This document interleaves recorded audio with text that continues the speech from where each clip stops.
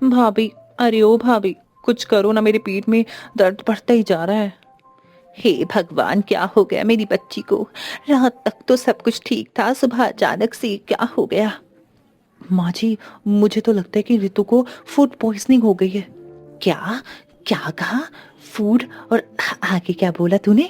मुझे तो नाम तक नहीं बोला जा रहा। पता नहीं कौन कौन सा नया नया रोग आ गया है। हमारे जमाने में तो सिर्फ सर्दी जुकाम बुखार यही सब होता था। अरे माँ जी, फूड पॉइजनिंग, फूड पॉइजनिंग, इसका मतलब होता है कुछ गलत खा लेना। इससे पेट में इन्फेक्शन हो जाता है, जिस वजह से पेट दर्द और दस्त जैसी प्रॉब्लम हो सकती है। लेकिन रितु ने कल ऐसा क्या खा लिया था जो उसकी तबीयत इतनी खराब हो गई? भाभी, आप माँ को समझाती रहेंगी कि कुछ करेंगी भी। प्लीज प्लीज कुछ करिए ना, यह दर्द तो मुझसे बर्दाश्त ही नहीं हो रहा। रितु, तुम चिंता मत करो, मैं अभी गर्म पानी में नींबू और सोडा मिलाकर तुझे देती हूँ, उसे पी कर ना तुम्हें थोड़ा आराम मिल जाएगा। आखिर तो तूने ऐसा क्या खा लिया था जो उसके पेट पे इतना ज्यादा दर्द हो रहा था, या बात कुछ और ही थी? जाने के लिए कहानी में कुछ दिन पीछे चलते हैं। अरे शीला, देर मत करो। ऐसा करो, मुझे और पिताजी को केवल चाय ही दे दो। उसके बाद कुछ भी करती रहना। आज दुकान का माल लाना है, वो आने वाला है। मालिक ने जल्दी आने को बोला था, लेकिन लगता है इन रोटियों के चक्कर में देर हो जाएगी। हाँ बहू, हम दोनों को चाय ही दे दो। बाद में रोटियां सेकती रहना, लेट हो जाएंगे। अगर हम लेट हो गए तो आज की कमाई भी नहीं मिलेगी। चाय तो बनकर तैयार ही है पिताजी। साथ में मैं आप दोनों के लिए एक एक रोटी भी ले आ देती हूँ। दिन भर बाहर जाकर आप लोगों को काम करना है, केवल चाय पीने से कुछ नहीं होगा, इससे ना एसिडिटी भी हो जाएगी। मनोज और रवि अभी खा ही रहे थे कि तभी आसमान में काले बादल घिरने लगे। लीजिए पिताजी, बस इसी की कमी थी। लगता है आज हम समय पर दुकान नहीं पहुंच पाएंगे। हे भगवान, थोड़ा थम जाना, अभी मत बरसना। हम दुकान पर पहुंच जाएं तब भी बरस लेना, जी भर के बरस लेना। अरे अरे दादाजी, आप तो बिल्कुल वो वाले गाने की तरह बात कर रहे हो। मेरी प्यारी गुड़िया, तेरे दादा को गाना गाना नहीं आता है? अच्छा, या तो बता कौन सा गाना था वो? अरे वही, थम के बरस ओ जला, थम के बरस। आगे की लाइन तो मुझे याद ही नहीं आ रही है दादाजी। अरे पिताजी, आप भी कहाँ इसकी बातों में फंस गए हैं। बारिश शुरू हो गई तो आप दोनों को देर हो जाएगी, चाहिए। हाँ पिताजी, चलिए चलते हैं। दोनों बाप बेटे जल्दी मोहन लाल की दुकान की तरफ निकल पड़ते। वो दोनों उसकी दुकान पर ठेला चलाने और सफाई धुलाई का काम करते थे, जहां उन्हें ना दो ढंग का पैसा मिल पाता था, ना ही इज्जत मिल पाती थी। इसके बावजूद भी वो वहां पर काम करने के लिए मजबूर थे। आइए आइए, अरे आइए आइए, ओहो भाग मेरे, आ जाइए। जो आप दोनों पधारे, बताइए क्या सेवा करूं आप लोगों की? मालिक, ऐसा कहकर हमें शर्मिंदा मत करिए। रास्ते में बारिश हो रही थी, इस वजह से थोड़ी देर हो गई। आप बस जल्दी बता दीजिए कौन कौन सा सामान किसके यहाँ पर पहुँचाना है। अरे निकम्मो, अरे मैंने तुम दोनों को आज जल्दी आने को बोला था, फिर भी तुम लोगों ने इतनी देर कर दी। ऊपर से बारिश का बहाना दे रहा, और बरसात के मौसम में बारिश नहीं होगी तो क्या फूल झड़ेंगे? हाँ मालिक, आप नाराज मत होइए, जल्दी जल्दी काम बता दीजिए, हम भी ना देर करे सारा काम कर देंगे। वैसे भी बारिश का कोई ठिकाना नहीं होता, कभी भी शुरू हो सकती है, तो दुकानदारों तक माल पहुंचाना और मुश्किल हो जाएगा। अरे वाह, आप तो हमें ही ज्ञान देने लगे। लगता है आपको अपनी नौकरी प्यारी नहीं है, हाँ? तो ऐसा करते हैं, आज से आप दोनों की छुट्टी कर देते हैं। क्यों मनोज जी, ठीक है ना?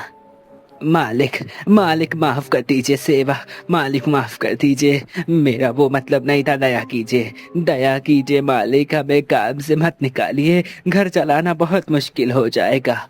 चलो ठीक है, नहीं निकालता, लेकिन ध्यान रहे आज के बाद मुझे ज्ञान देने की कोशिश मत करना। हाँ, अब जाओ, जाकर दुकानदारों तक सामान पहुंचाओ, और ध्यान रहे चीनी की बोरियां गीली ना हो पाए। मालिक आप चिंता मत करिए, सब कुछ एकदम ध्यान से करेंगे। मोहनलाल की थोक के किराने की दुकान थी, जहां वो छोटे मोटे दुकानदारों को सामान पहुंचाया करता था। रवि और मनोज मौसम का मिजाज देखते हुए जल्दी जल्दी डिलीवरी कर रहे थे। अब बस आखिरी डिलीवरी रह गई थी कि बारिश होने लगी। तभी मोहन बोलता है, हे भगवान, सत्यानाश सत्यानाश हो गया इस बारिश का। अब बस आखिरी खेप बची थी। अब जब तक ये बारिश रुकती नहीं तब तक हमें कैसे भी कर माल पहुंचाना होगा। क्या करे कुछ समझ नहीं आ रहा। हाँ पिताजी, बिल्कुल सही कही। वैसे तो पिताजी, बारिश का मौसम बहुत अच्छा होता है, गर्मी के बाद थोड़ी राहत मिल जाती, लेकिन यह सब भी अमीरों के लिए होता है। हम गरीबों के लिए बारिश का दूसरा नाम आफत है, आफत। हेलो काम चोरों, अभी तक तुम लोगों ने सोहन की दुकान पर माल नहीं पहुंचाया है? वह फोन करके मुझे सुना रहा है। मालिक, वो देखिए ठेला। अरे उनके नीचे सामान से भरा पड़ा है, लेकिन बाहर बारिश इतनी तेज हो रही है कि निकलना हमारे लिए बहुत मुश्किल हो जाएगा। सारा सामान खराब हो जाएगा। वैसे भी इसमें ज्यादातर चीनी और चावल की बोरियां है। अगर हम बाहर गए और थोड़ा सा भी पानी पड़ गया तो सब खराब हो जाएगा। अरे काम छोड़ो, जब तुम दोनों को मालूम है कि बारिश का मौसम है तो हाथ पैर जल्दी चलाना चाहिए था, है नहीं तो अब अगर सोहन लाल की पेमेंट नहीं आई तो याद रखना तुम दोनों की आज की दिहाड़ी नहीं मिलने वाली। मालिक, ऐसा जुल्म मत कीजिए। बाकी सभी माल तो हमने समय पर पहुंचा दिया था। अब सोहन मालिक के समय में बारिश हो गई तो हम क्या करें? चुप हो जा, बिल्कुल। अरे चुप हो जा, ज्यादा से बान मत चला, थोड़ा दिमाग लगाओ और यह माल सोहन लाल तक पहुंचाओ। उसका कुछ जुगाड़ लगाओ, मैं नहीं जानता। हाँ बिल्कुल, चिंता मत कीजिए। जब तक आज हम मोहन के मालिक के यहाँ सामान नहीं पहुंचा देते तब तक हम घर नहीं जाएंगे। आज बारिश रवि और मनोज के सब्र का इम्तिहान लेने पर उतारू थी, तो वहीं दूसरी तरफ घर में सभी की हालत बहुत खराब थी। अरे माँ जी, इस बारिश ने तो सब कुछ बर्बाद कर दिया। देखिए ना, जगह जगह में पानी टपक रहा है, पूरा चूल्हा खराब हो गया है। और तो और जो थोड़ा बहुत आटा बचा रखा हुआ था वो भी खराब हो गया, उसमें भी पूरा पानी मिल गया है। क्या करे बहू, तेरे ससुर और पति की कमाई भी तो इतनी नहीं होती कि बारिश में कुछ कर पाए, बारिश से पहले छत की मरम्मत कर पाए। हर साल यही सोचते रह गए, लेकिन कुछ हो ही नहीं पाया, कुछ समझ ही नहीं आ रहा है। अरे मम्मी, अभी ये गरीबी पुराना पढ़ने का समय नहीं है। जल्दी जल्दी हम सबको बाल्टी और बर्तन को पानी टपकने वाली जगह पर लगाना होगा, नहीं तो पूरा घर तालाब बन जाएगा। अरे अरे बुआ, बन क्या जाएगा, ये तो ऑलरेडी बन चुका है। वह देखो उस तरफ मम्मी के मसालों के डिब्बे पानी में तैर रहे हैं। हे भगवान, क्या आफत है। एक तो यहाँ सामान खरीदने के पैसे नहीं, ऊपर से दूसरी तरफ इस टपकती छत की वजह से जो था वो भी बर्बाद हो गया। हे भगवान, अब हम क्या करें। अरे बहू, तब की बात तब सोचेंगे, अभी तो इस टपकते हुए पानी को रोकना होगा। तू ऊपर जाकर छत पर प्लास्टिक शीट डाल दे और ऋतु घर में जमा पानी बाहर निकाल। शीला छत पर जाकर प्लास्टिक सीट बिठाती है, तो वहीं दूसरी तरफ रवि और मनोज भी ठेले पर लदे हुए सामान को प्लास्टिक से अच्छी तरह से कवर कर लेते हैं।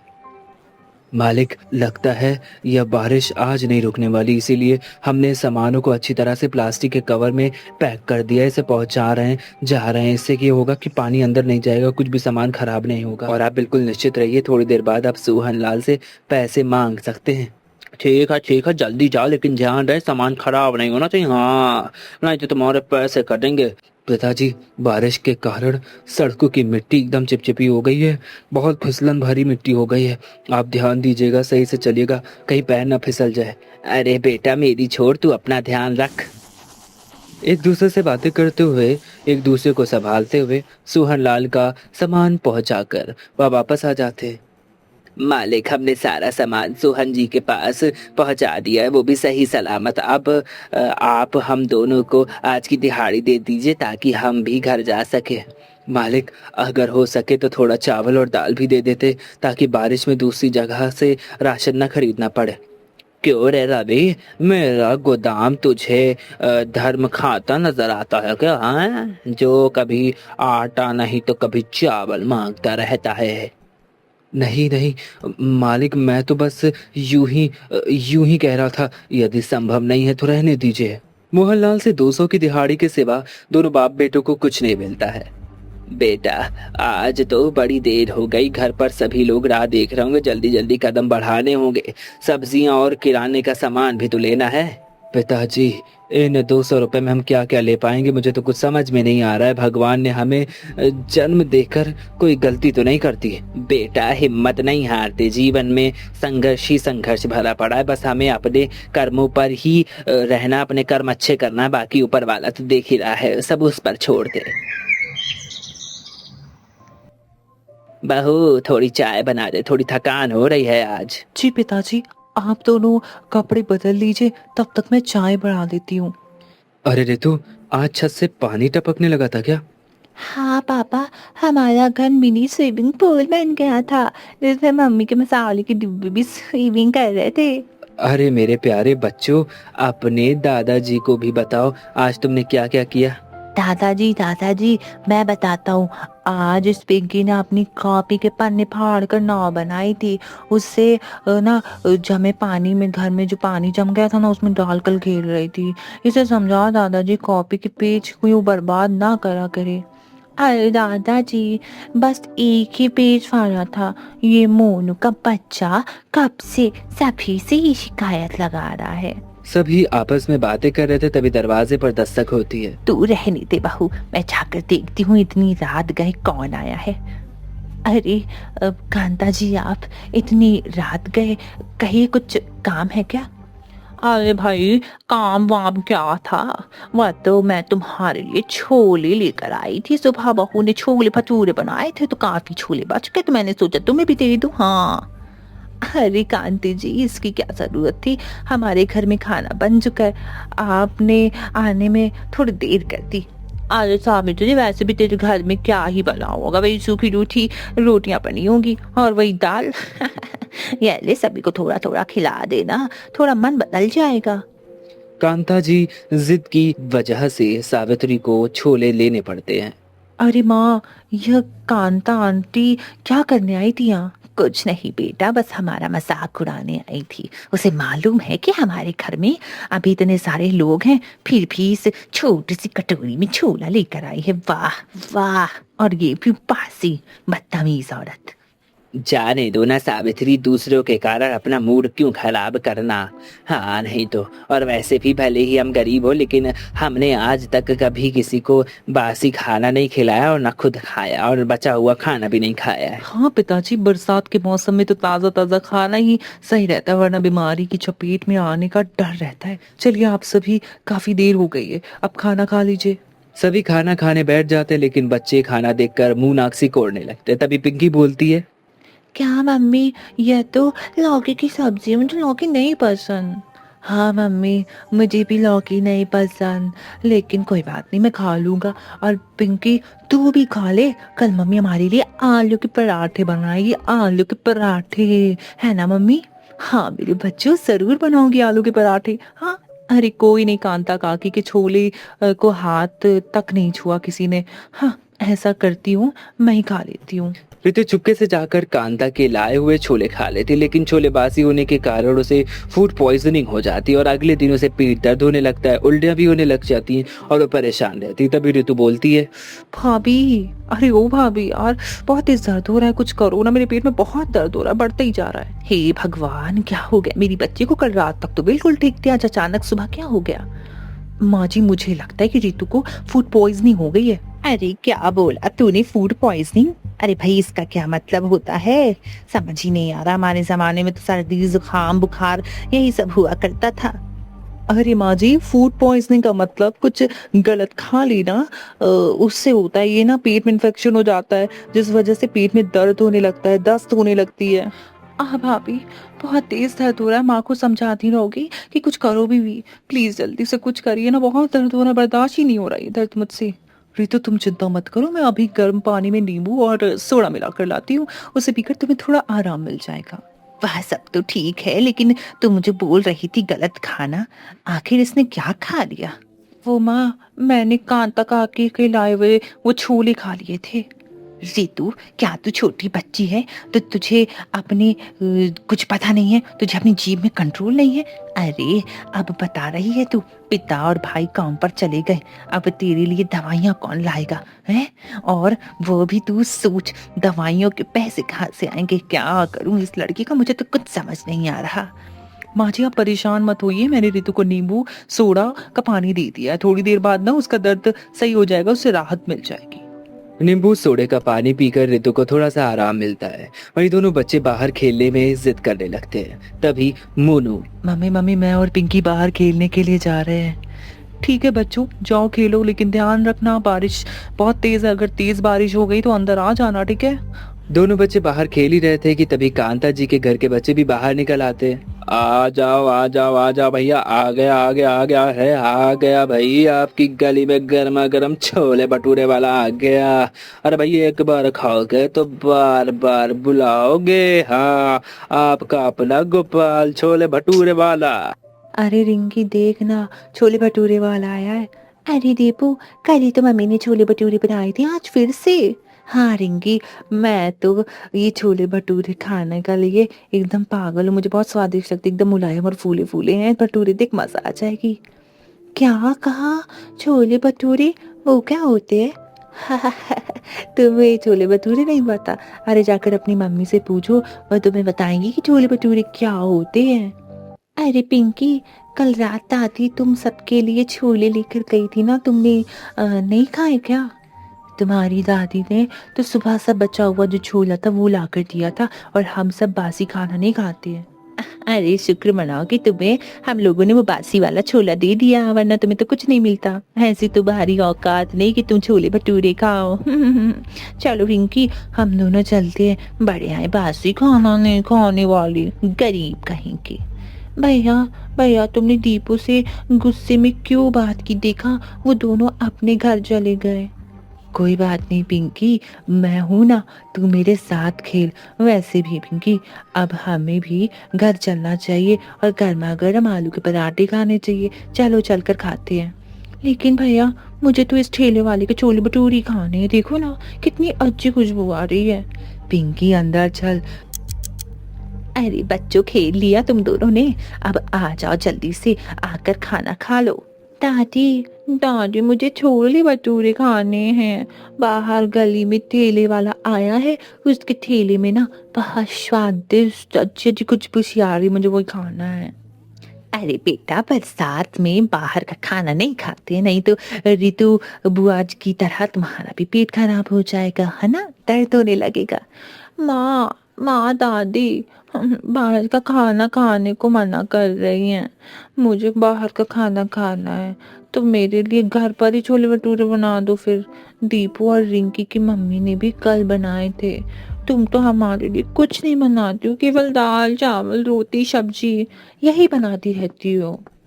पिंकी तेरी जुबान आजकल बहुत ज्यादा चलने लगी है, चुप हो जा चुप हो जा, जो बनाए चुपचाप खा ले, वरना 2 घंटा लगाऊंगी, एक थप्पड़ मारूंगी जोर का, सारा जिद करना निकल जाएगा।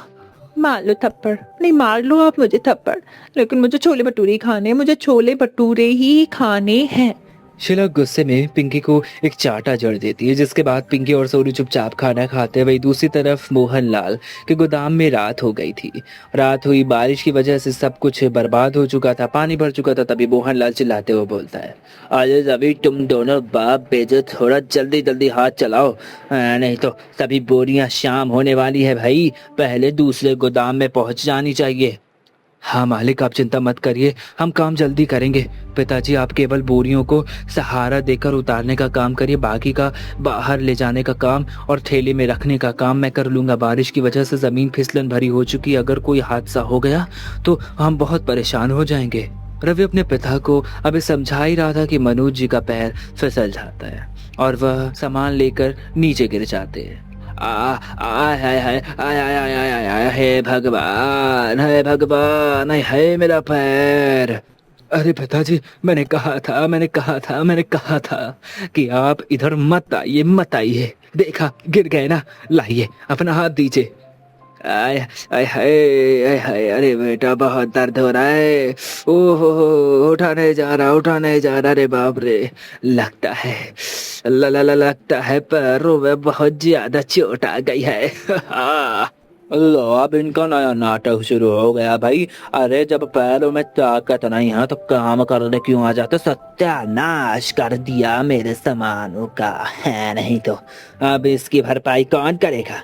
अरे मालिक शांत हो जाइए। एक तो पिताजी के पैरों में इतनी तेज से चोट लग गई है और आपको बस अपने सामान की पड़ी है। क्या आपकी नजरों में इंसानों का कोई मोल नहीं? अरे तुम जैसे कीड़े मकोड़े को क्या किसको पड़ी है भाई? चुप रह। वैसे भी आधी से ज्यादा दुनिया तुम जैसे कीड़े मकोड़ों से भरी पड़ी। अगर दो चार को कुछ भी हो जाता है तो क्या फर्क पड़ता है भाई? मालिक बहुत बोल लिया आपने। आप हमें कोई मुफ्त में पैसे नहीं दे रहे, हम काम करते हैं उसके बदले में मेहनती मिलती है हमें, वो अभी आधे दाम पर। कल से हम दोनों आपकी दुकान पर कोई काम नहीं करेंगे, नहीं आएंगे हम आपकी दुकान पर काम करने। अरे जहाँ इंसानों को इंसान नहीं समझा जाता वहाँ वहाँ अपना खून जला के क्या फायदा? अरे हाँ हाँ भाई, जाओ जाओ जाओ जाओ जाओ जाओ, जल्दी जाओ, निकल जाओ। देखता हूँ तुम दोनों को कौन काम देगा। आखिर में रोते हुए गिड़गिड़ाते हुए हाथ फैलाते हुए मेरे पास ही आना है तुम दोनों को। रवि अपने पिताजी को ठेले पर लेटा देता है और वापस घर आ जाता है। सावित्री उनका हाल देखकर बोलती है, अरे बेटा इन्हें क्या हुआ? कुछ नहीं माँ, कीचड़ में इनका पैर फिसल गया था, थोड़ी सी चोट आ गई है। तुम इनका ध्यान रखो, मैं और शीला पास के क्लिनिक में जाकर आते हैं। शीला, मैंने माँ से कहने को तो कह दिया कि पास के क्लिनिक में जाते हैं, लेकिन पैसे नहीं है, मैं क्या करूँ कुछ समझ नहीं आता। क्यों, क्या हुआ? आज आप दोनों की दिहाड़ी नहीं मिल पाई? रवि शीला को गोदाम के पास हुई सारी बात बताता है। आप लोग चिंता मत कीजिए, मेरी एक दोस्त नर्स है, वो पास की क्लिनिक में काम करती है, हम वहाँ चलते, हो सकता है वो कुछ मदद कर दे। शीला अपनी दोस्त मीनल से मदद मांगती है। मनोज जी के पैरों को देखने के बाद मीनल कुछ दवाइयाँ लिखती है। शीला, आंचल के पैरों में फ्रैक्चर तो नहीं है लेकिन मोच जरूर आई है, और गर्म पट्टियां बांध देती हूँ और कुछ दवाइयाँ लिख देती हूँ जिससे इन्हें आराम मिल जाएगा।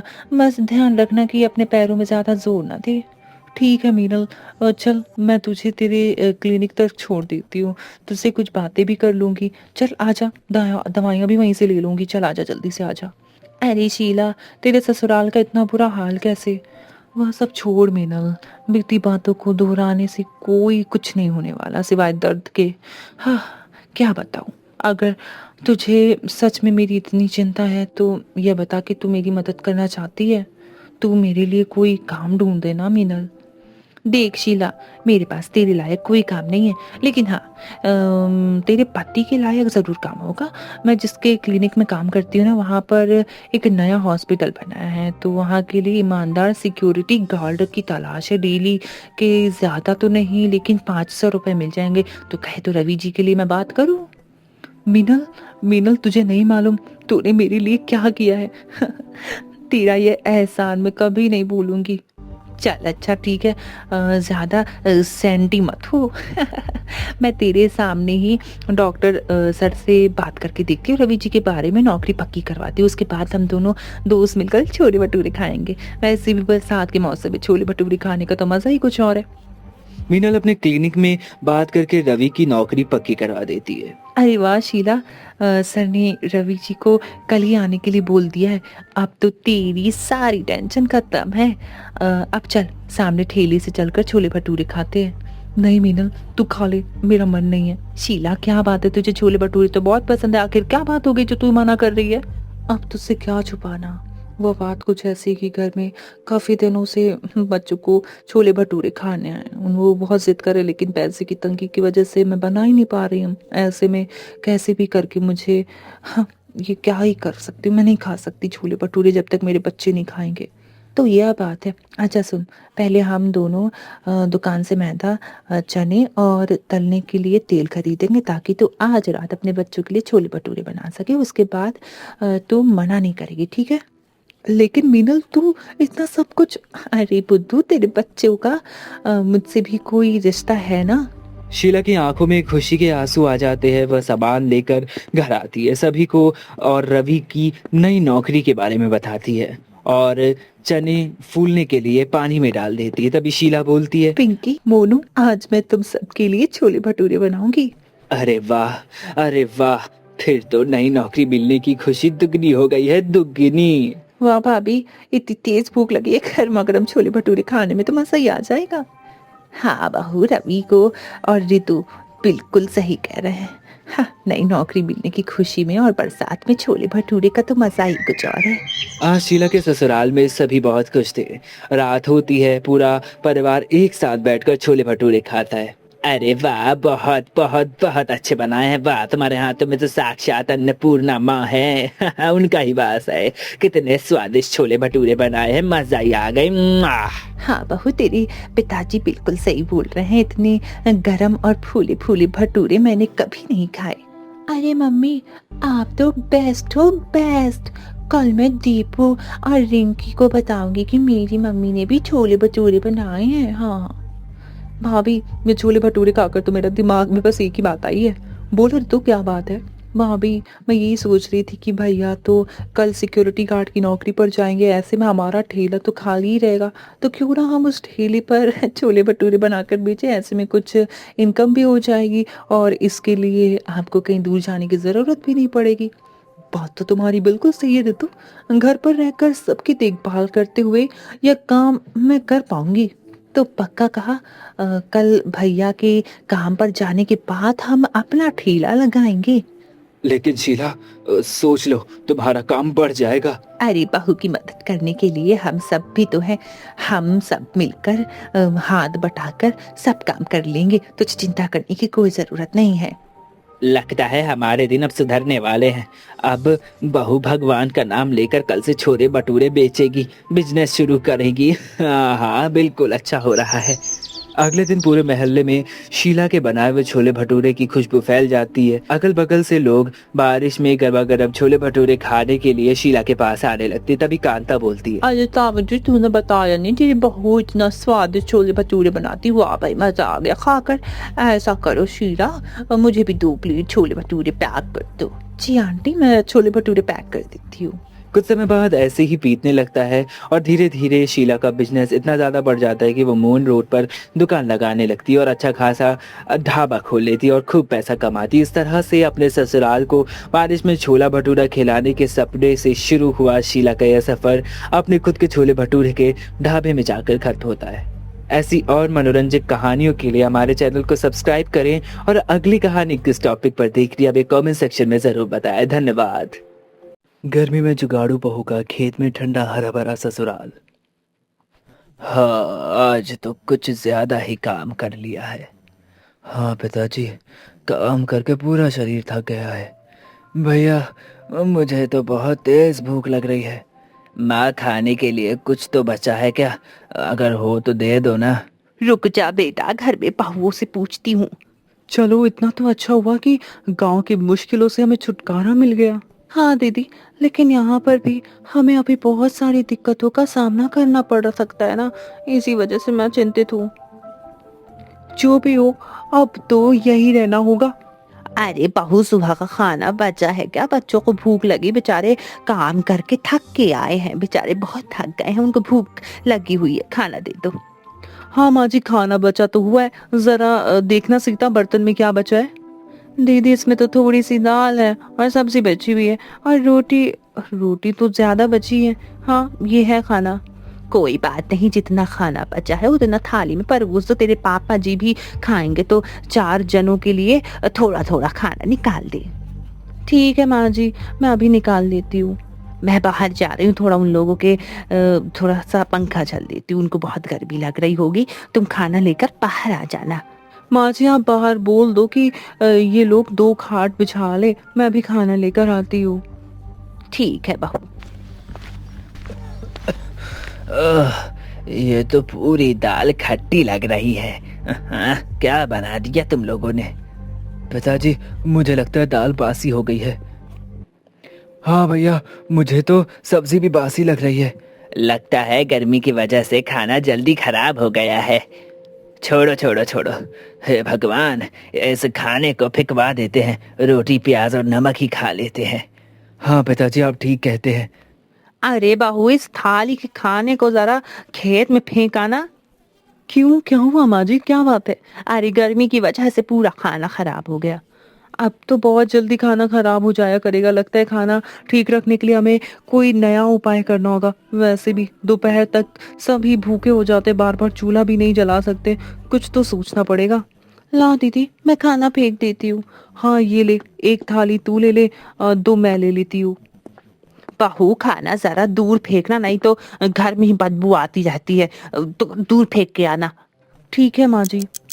दीदी, मैं तो कहती हूँ एक गड्ढा खोद कर उसमें ही इस खाने को फेंक देते हैं। इससे खाने की बदबू भी नहीं आएगी और किसी के पैर में भी नहीं लगेगा, अन्न का अनादर भी नहीं होगा। हाँ तो ठीक कह रही है, आज यहीं पर फेंक देते, कल एक गड्ढा खोद लेंगे तब उसी में फेंक दिया करेंगे। ठीक है? ठीक है दीदी। ज्यादा गहरा गड्ढा खोद कर क्या ही करना, इतना बहुत है। लेकिन एक बात तो है, जमीन के अंदर काफी ठंडक लग रही है। क्या हुआ दीदी, आपने गड्ढा खोद लिया क्या? हाँ सीता, देखना मैंने ये गड्ढा खोद दिया है, मैं जमीन के काफी नीचे तक तो आ गई हूँ। अच्छी खासी ठंडक भी है वैसे यहाँ पर। हाँ दीदी सही बोल रही हो। अरे ठंडक ना होती तो खेत में जो कुत्ते बैठते हैं और वो मिट्टी हटाकर क्यों खोदते हैं, इसीलिए बैठते होंगे क्योंकि उनको ठंडक लगती होगी। सीता, मुझे एक जुगाड़ सूझा है, हम यहाँ की मिट्टी खोदकर अपना देसी फ्रिज बना सकते हैं।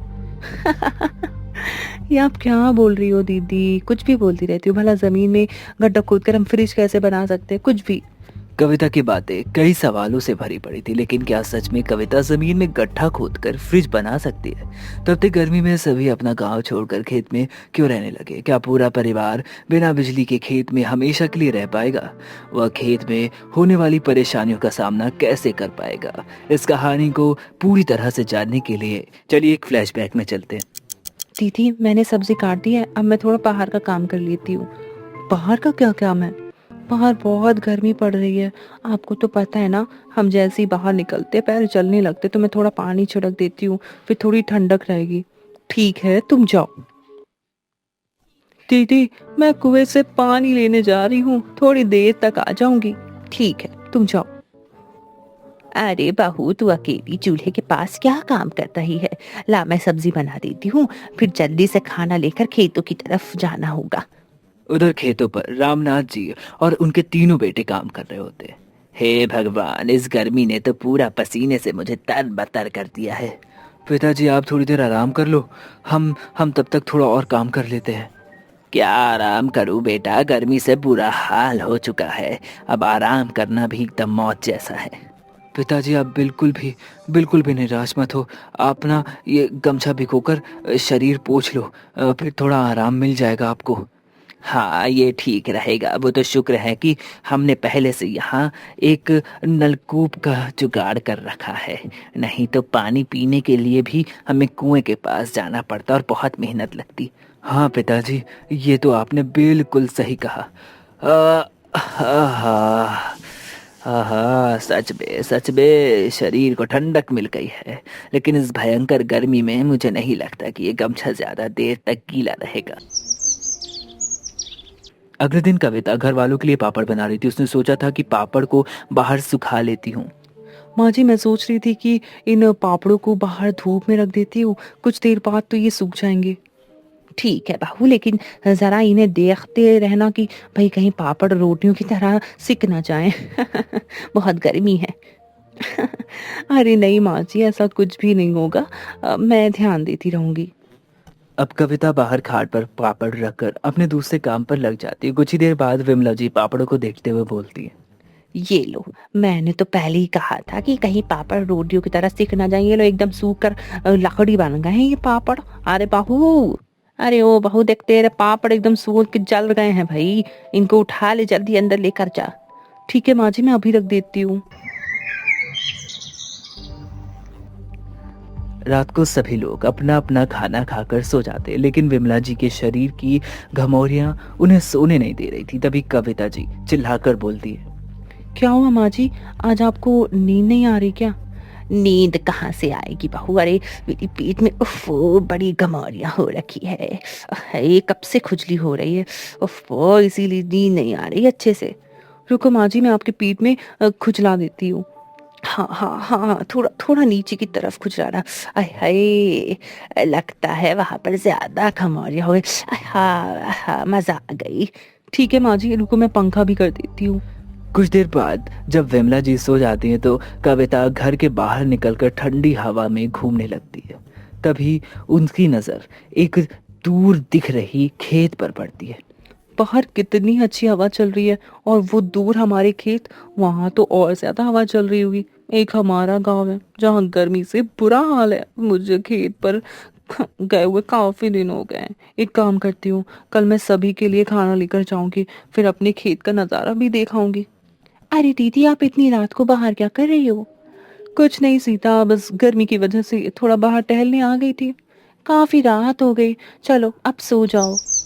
अगले दिन कविता खाना लेकर खेतों पर जाती है तो कुछ ही देर बाद वो नीम के पेड़ के पास बैठ जाती है और खुद से बोलती है, यहाँ तो सच में बहुत ठंडक है, कितनी ठंडी ठंडी हवा चल रही है। ऊपर से यहाँ की जमीन भी ठंडी है। गांव में तो जमीन सुबह से ही जलने लगती है।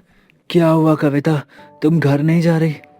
थोड़ी देर में चली जाऊंगी जी, बस यहाँ पर बैठकर अच्छा लग रहा है तो सोचा थोड़ी देर रुक जाऊं। हाँ वो तो है, यहाँ पर चारों तरफ ठंडक है, ठंडक, बहुत अच्छा लग रहा है। सच में अगर हमारा घर यहीं पर होता तो कितना अच्छा होता। हाँ वो तो है, लेकिन जितना अच्छा तुम सोच रही हो इतनी परेशानियां यहाँ झेलनी पड़ती हैं, तुम्हें क्या पता। यहाँ पर धूल, भारी आंधी, तूफान और हर तरह की परेशानियों का सामना करना पड़ सकता है। हम परेशानियों का भी हल निकाल सकते हैं। यहाँ पर एक मजबूत और सुरक्षित घर भी बन सकता है। वो सब तो ठीक है, लेकिन माँ पिताजी माने तभी तो कुछ हो सकता है ना। आज जब हम सभी लोग रात में खाने में इकट्ठा होंगे ना, तो फिर तुम सबके सामने ये बात करके देखना। हाँ, मैं एक बार ये बात सभी को बोल दूंगी, एक बार सामने रखकर देखती हूँ क्या होता है। कुछ ही देर बाद कविता वहाँ से घर चली जाती है और शाम होते ही रात के खाने की तैयारी करने लगती है। सीता, आज भिंडी रखी तो है, तो आज भिंडी की सब्जी बना लेते हैं। ठीक है दीदी, मैं भिंडी काट देती हूँ, आप रोटी बना लो। वैसे दीदी, आज आपने जल्दी चूल्हा नहीं जला दिया? हाँ सीता, आज मुझे घर वालों से थोड़ा कुछ बात करनी है, उनके सामने एक बात रखनी है। कैसी बात दीदी? जब हम सभी बात करेंगे तो तुम खुद ही जान जाओगी। बस इतना जान लो कि कोई खास बात है। फिर तो ठीक है दीदी, मैं भी जल्दी जल्दी खाना बनवा देती हूँ। पूजा से भी साथ में काम करवा लेते हैं, फिर सब कुछ जल्दी जल्दी हो जाएगा। हाँ दीदी, मैं आ गई हूँ, बताओ भाई क्या करना है, जल्दी जल्दी बताओ, मैं कर देती हूँ। तुम एक काम करो, दाल चावल बना लो। दीदी रोटी बना रही हैं, मैं कुछ देर में सब्जी बना दूंगी। हाँ ठीक है दीदी, मैं बना देती हूँ। कुछ ही देर बाद घर के सभी लोग खाना खाकर इकट्ठा होते हैं। तब कविता अपनी बात रखती है।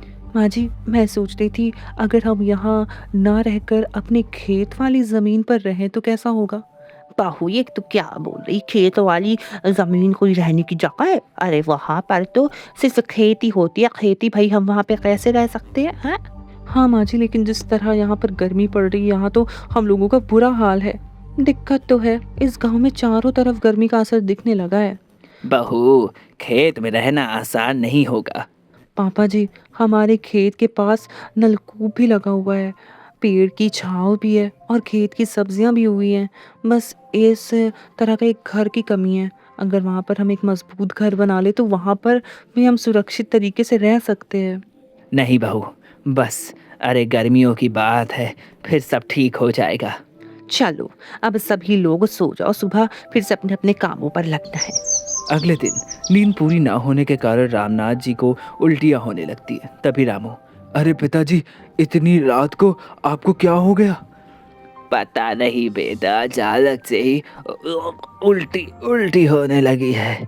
लगता है रात की नींद पूरी ना होने की वजह से मुझे मुझे अपाचन हो गया है। वो तो है पिताजी, हमारा घर भी छोटा है, एक घर में सभी लोग सोते, ऊपर से इतनी गर्मी बढ़ती ही जा रही है, बढ़ती जा रही है। मुझे कल बहू वाली बात याद आ रही है। अगर हम खेत में बड़ा घर बना कर रहें तो हमारी दिक्कतें थोड़ी बहुत तो ज़रूर कम हो जाएंगी। हाँ वो तो है पिताजी, लेकिन अब किसी को खेत में रहना ठीक नहीं लगता, तो फिर कविता की बातें सोचकर क्या ही फ़ायदा। बेटा, अब तो मैं बहू के फैसले से सहमत हूँ, हमें खेत पर रहकर गर्मी काट लेनी चाहिए। रामनाथ के मानने के बाद पूरा घर खेत की तरफ रवाना हो जाता है और वहाँ जाने के लिए तैयारियां शुरू कर देता है। अगले दिन सुबह ही घर के सभी लोग घर का छोटा मोटा बड़ा सामान सभी सोच लेकर खेत की तरफ बढ़ने लगते हैं। खेत पर पहुंचते ही हमें सबसे पहले बांस इकट्ठा करने पड़ेंगे ताकि जल्दी से घर का ढांचा तैयार कर पाए। हाँ दीदी, लेकिन सबसे पहले सुबह का खाना खा लेंगे तभी कुछ करेंगे। मुझे तो सामान बांधते बांधते भूख लगने लग गई है। ठीक है दीदी, आराम करने के बाद हम सभी मिलकर घर के बारे में सोचेंगे। कुछ ही देर बाद सभी लोग घर बनाने में जुट जाते हैं। कोई बांस की लकड़ियां लाया तो कोई मिट्टी इकट्ठा करने में लगा हुआ था और कोई पास में नलकूप से पानी में भरता जा रहा था। कुछ ही समय बाद उनका मिट्टी का घर तैयार हो जाता है। तभी कविता जी बोलती है, आज एक रहने लायक घर तो तैयार हो गया, अब धीरे धीरे इस घर को मजबूत करते रहेंगे। दीदी, यहाँ पर तो हम सभी लोग आराम से रह पाएंगे और आराम से घर में सो भी पाएंगे। अरे अब सभी नहीं, केवल औरतें ही घर में सोया करेंगी। हम सभी अपनी अपनी खाट बाहर डालकर सोया करेंगे। इससे ये रहेगा कि हम खेत की रखवाली भी कर पाएंगे और आराम की नींद भी मिल जाएगी। फिर तो और अच्छा है, औरतें आराम से इस बड़े से घर में सो सकती हैं। अगले दिन घर के सभी मर्द खेतों पर काम करने के लिए चले जाते हैं। बहुएं कुछ नया करने के लिए अलग अलग जुगाड़ सोचती। तभी सीता बोलती है, दीदी, हमारी झोपड़ी में अब थोड़ी ठंडक तो रहती है, लेकिन अभी भी पेड़ों के बीच से आने वाली धूप हमारे घर पर पड़ती रहती है। तो मैं सोच रही हूँ क्यों ना हम अपने घर की छत पर कुछ बेल वाले पौधे लगाएं। इससे ये होगा कि वो हमारी झोपड़ी के ऊपर एकदम चारों तरफ फैल जाएंगे और एकदम छत वाला काम करेंगे और धूप भी नहीं लगेगी, और तो और अंदर गर्मी भी कम होगी।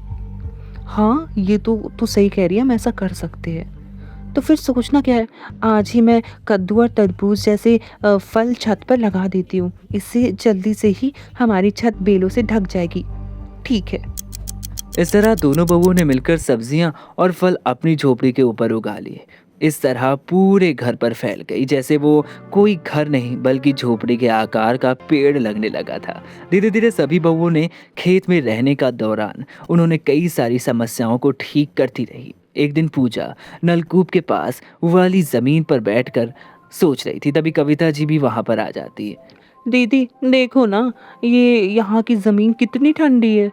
हाँ पूछा, यहाँ की ज़मीन तो हमेशा पानी गिरता रहता है ना, तो इस वजह से ठंडी है, इसीलिए ये अच्छी जगह लग रही है।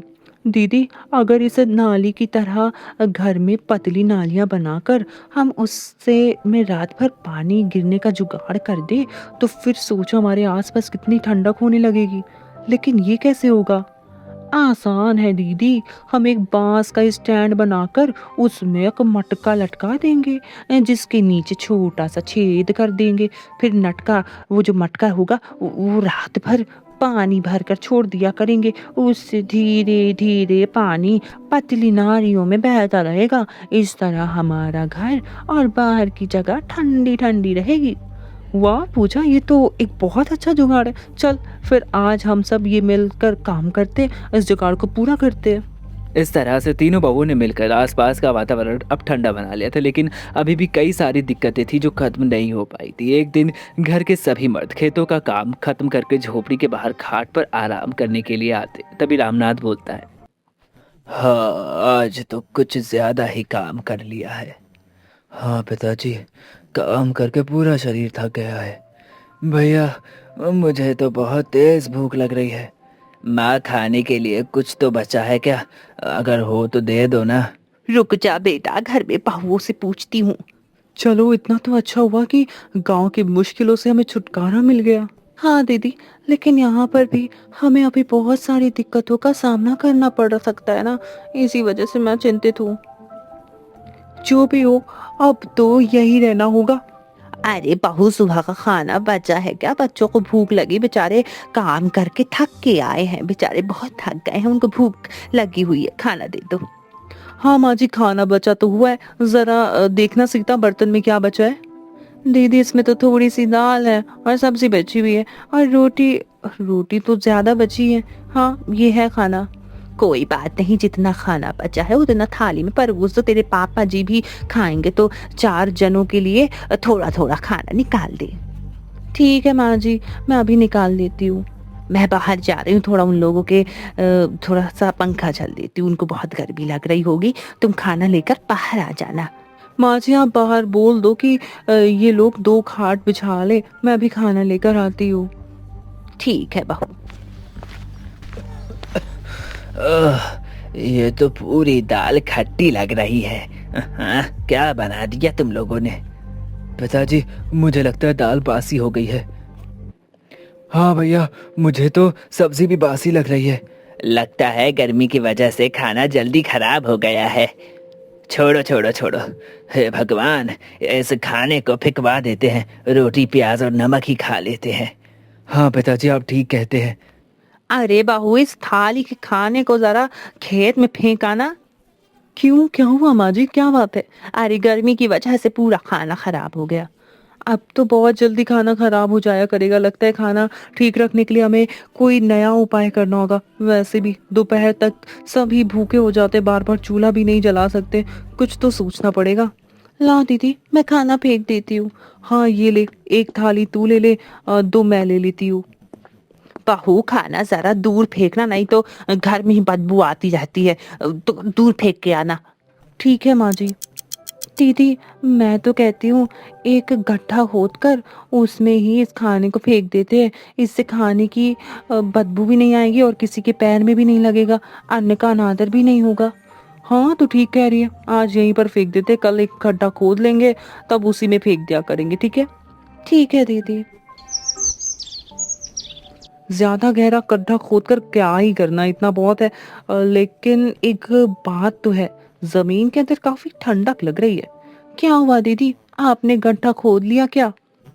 हाँ सीता, देखना मैंने ये गड्ढा खोद दिया है, मैं जमीन के काफी नीचे तक तो आ गई हूँ, अच्छी खासी ठंडक भी है वैसे यहाँ पर।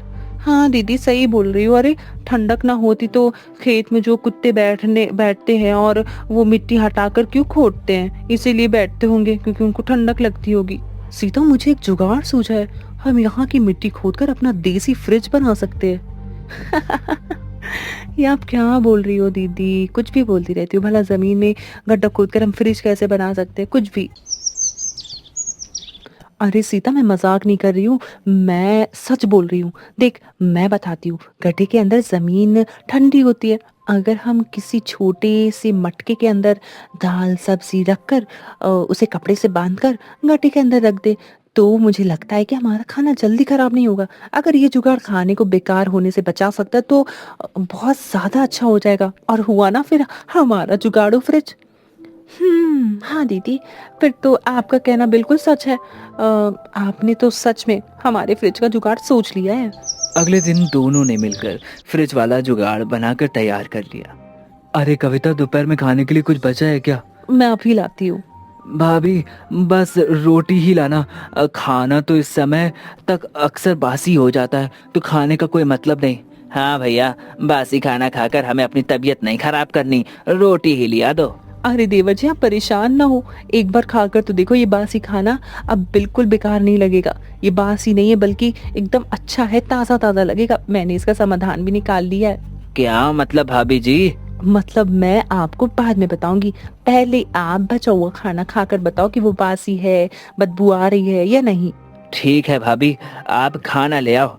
अब कविता उसी गड्ढे में छोटी सी मटकी निकालती है और उसमें रखा हुआ खाना सभी लोगों को परोस देती। फिर सभी लोग खाना खाने लगते हैं। तभी रामू बोलता है, अरे आज तो दाल में कुछ ऐसी बदबू नहीं आ रही है, बल्कि और अच्छा स्वाद आ रहा है।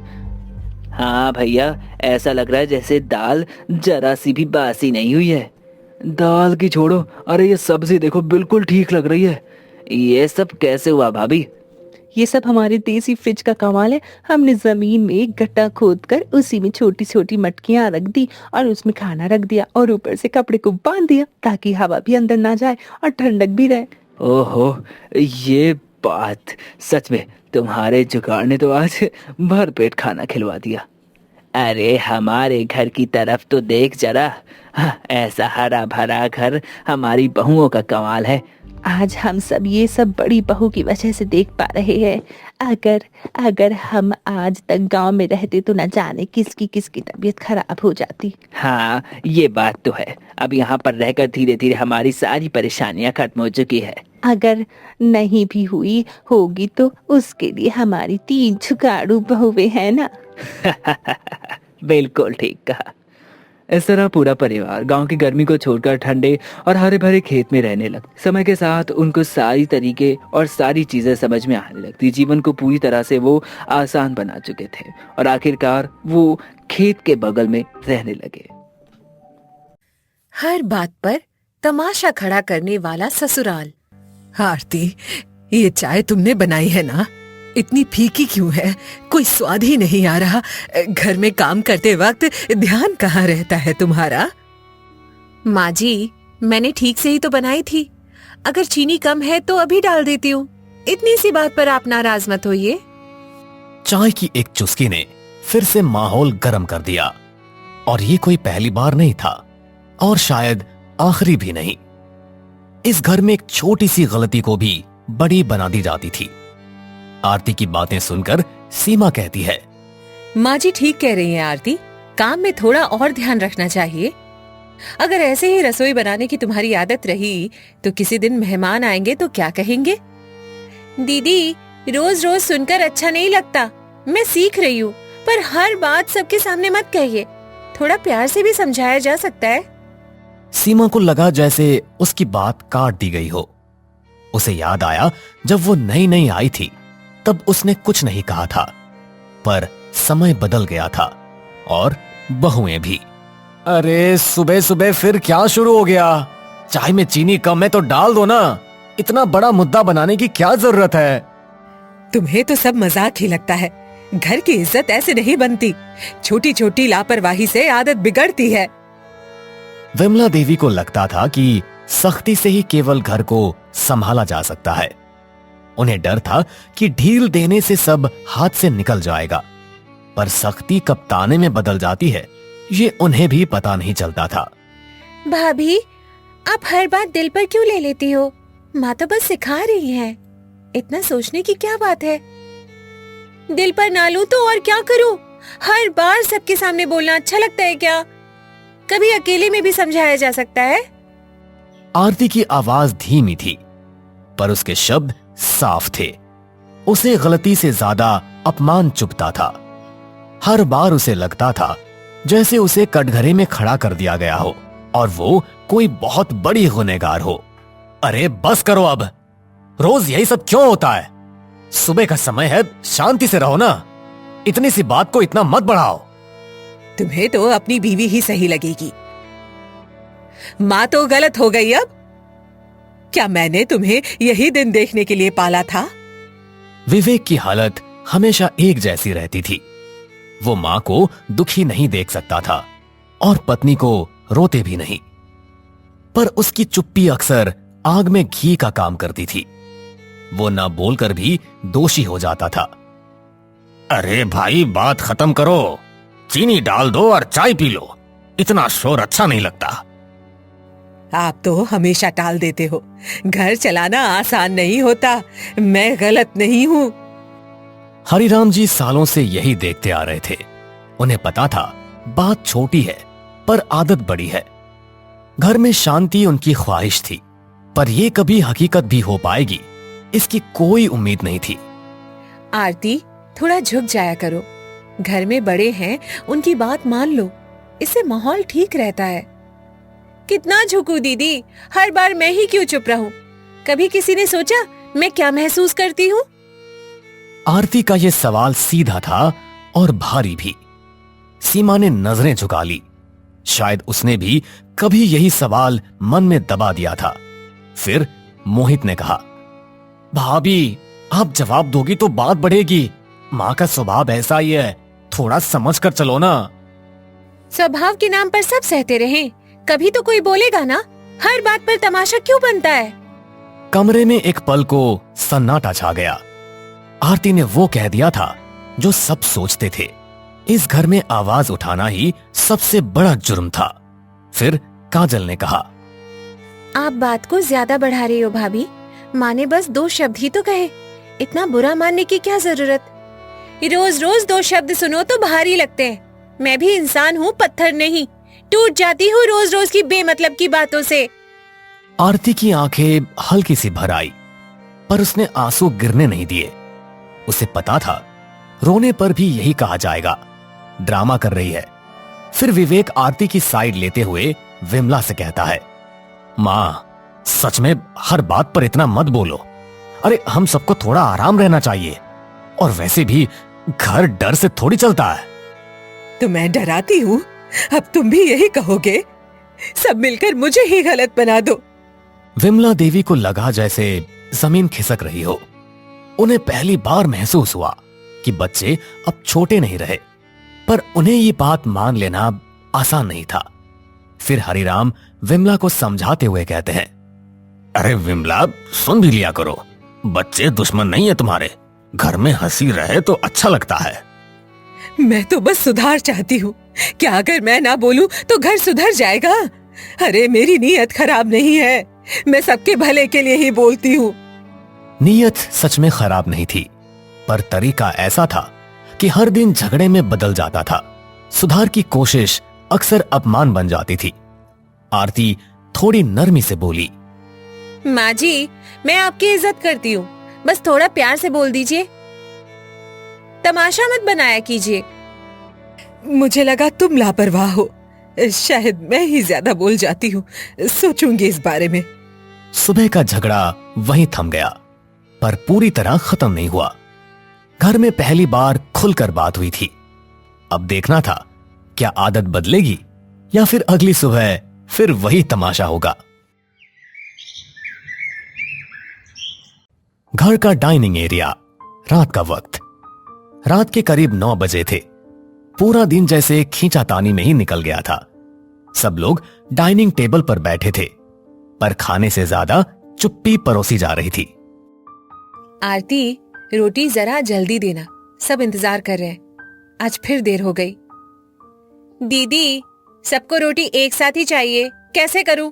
हाथ तो 2 ही हैं मेरे, थोड़ा सब्र कर लीजिए, ला रही हूं। सीमा को फिर वही पुरानी बात याद आ गई। उसने सोचा आरती धीरे काम करती है, और आरती को लगा जैसे सुबह की बात फिर शुरू होने वाली है। रात की थाली में भी शांति नहीं थी। फिर विमला तंज कसते हुए कहती है, देखा, मैंने कहा था ना, काम में कोई फुर्ती नहीं है। घर ऐसे नहीं चलता। मैं कितनी बार बोलूं? माँ बस खाना खा लेते हैं शांति से। अरे पूरा दिन तो बस इसी उधेड़ बुन में निकल गया, अब फिर से शुरू मत करो, सब थक गए हैं वैसे भी। विवेक कोशिश कर रहा था कि बात आगे ना बढ़े।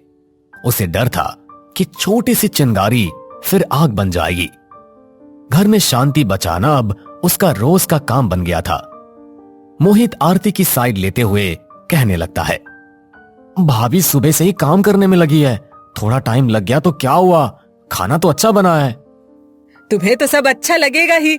समय की कीमत तुम्हें कुछ समझ आती भी है या नहीं? विमला देवी की आवाज में वही सख्ती थी। उन्हें लगता था ढील देने से सब हाथ से निकल जाएगा, पर सख्ती से रिश्ते हाथ से फिसल रहे थे। काजल भी आरती को हिदायत देते हुए कहने लगी, भाभी, दाल थोड़ी पतली है, सुबह वाली दाल फिर ना हो जाए, माँ को अच्छा नहीं लगेगा। सब शांति से खाओ। आपको तो सब अच्छा ही लगता है, मैं ही गलत दिखती हूँ।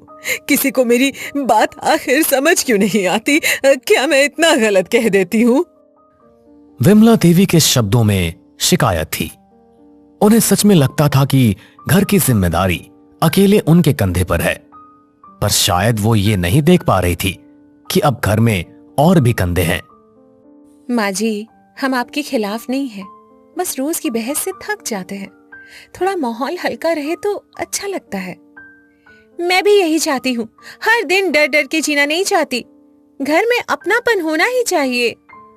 टेबल पर रखी थालियां जैसे सब सुन रही थी।